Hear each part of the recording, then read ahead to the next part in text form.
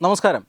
പയ്യന്നൂരിലെ party നേതാവ് കുഞ്ഞികൃഷ്ണനെതിരെ party ഇപ്പോൾ വലിയ നടപടിക്ക് ഒരുങ്ങുകയാണ്. അത് നടപടി എന്താണ് എന്ന് ആശങ്കയോടെ കാണുകയാണ് കേരളം. അദ്ദേഹത്തെ പാർട്ടിയിൽ നിന്ന് പുറത്താക്കലാണോ, അദ്ദേഹത്തിൻ്റെ ജീവന് പോലും ഭീഷണിയുണ്ട് എന്ന് പലരും അഭിപ്രായപ്പെടുന്നവരുണ്ട്. എന്തായാലും അത്രമാത്രം ഞെട്ടിക്കുന്ന വിവരങ്ങളാണ് കമ്മ്യൂണിസ്റ്റ് പാർട്ടിയെക്കുറിച്ച് അദ്ദേഹം പുറത്തു പറഞ്ഞത്.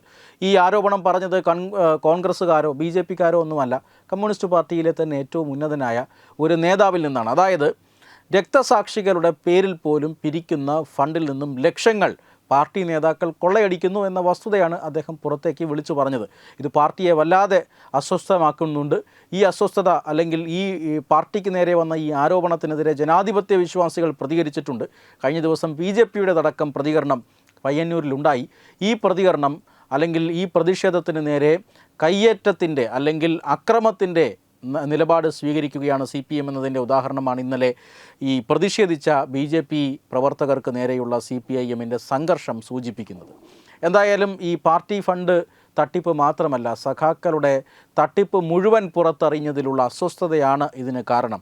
ഇത് പാർട്ടിയെ എങ്ങോട്ടാണ് നയിക്കുന്നത് എന്ന് കൃത്യമായി വിലയിരുത്തിക്കൊണ്ട് ഒരഭിപ്രായം BJP-യുടെ സംസ്ഥാന ഉപാധ്യക്ഷൻ AP അബ്ദുള്ളക്കുട്ടി അദ്ദേഹത്തിൻ്റെ ഫേസ്ബുക്ക് പോസ്റ്റിലൂടെ പറഞ്ഞിട്ടുണ്ട്. അദ്ദേഹത്തിൻ്റെ പോസ്റ്റ് ഇങ്ങനെയാണ്: പയ്യന്നൂരിലെ CPM നേതാവ് കുഞ്ഞികൃഷ്ണൻ പറഞ്ഞത് സത്യസന്ധമായ കാര്യങ്ങളാണ്. അദ്ദേഹത്തിൻ്റെ മുഖഭാവവും ബോഡി ലാംഗ്വേജും കണ്ടാൽ ആർക്കും മനസ്സിലാകും അദ്ദേഹം ഹൃദയം കൊണ്ടാണ് സംസാരിക്കുന്നതെന്ന്.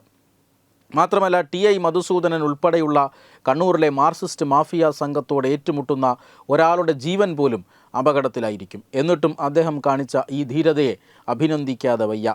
രക്തസാക്ഷി ഫണ്ട് CPM നേതാക്കൾ വെട്ടിച്ചത് ധനരാജ് കേസിൽ മാത്രമല്ല, അഭിമന്യു കേസിലും നാം കാണേണ്ടതാണ്.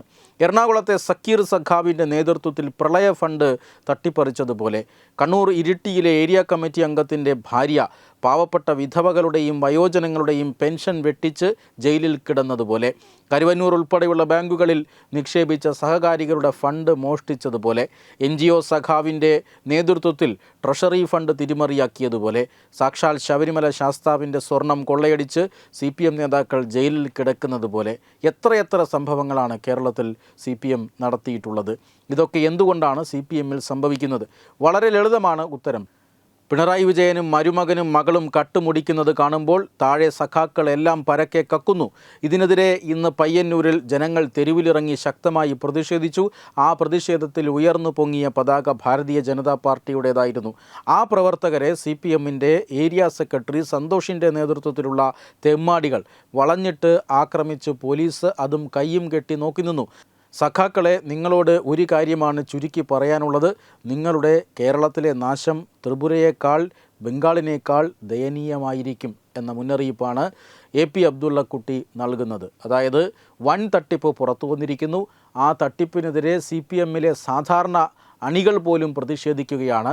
ഭാരതീയ ജനതാ പാർട്ടിയുടെ പ്രതിഷേധത്തിന് നേരെ CPIM-ൻ്റെ അക്രമ രാഷ്ട്രീയം നിലപാട് നമ്മൾ കണ്ടു. ആ അക്രമ രാഷ്ട്രീയത്തിനെതിരെ BJP-യുടെ ഉപാധ്യക്ഷൻ തന്നെ മുന്നറിയിപ്പ് നൽകുകയാണ്: നിങ്ങളുടെ ഈ പോക്ക് ശരിയല്ല. ഇത് ബംഗാളിലും ത്രിപുരയിലും നിങ്ങൾക്ക് സംഭവിച്ചത് നിങ്ങൾക്ക് ഓർമ്മയുണ്ടല്ലോ, അതിനേക്കാൾ ഭയാനകമായിരിക്കും കേരളത്തിലെ നിങ്ങളുടെ അവസ്ഥ എന്ന് കൃത്യമായി ഓർമ്മപ്പെടുത്തുകയാണ് BJP-യുടെ സംസ്ഥാന ഉപാധ്യക്ഷൻ AP അബ്ദുള്ളക്കുട്ടി. വെബ് ഡെസ്ക് തത്തുമൈ ന്യൂസ്.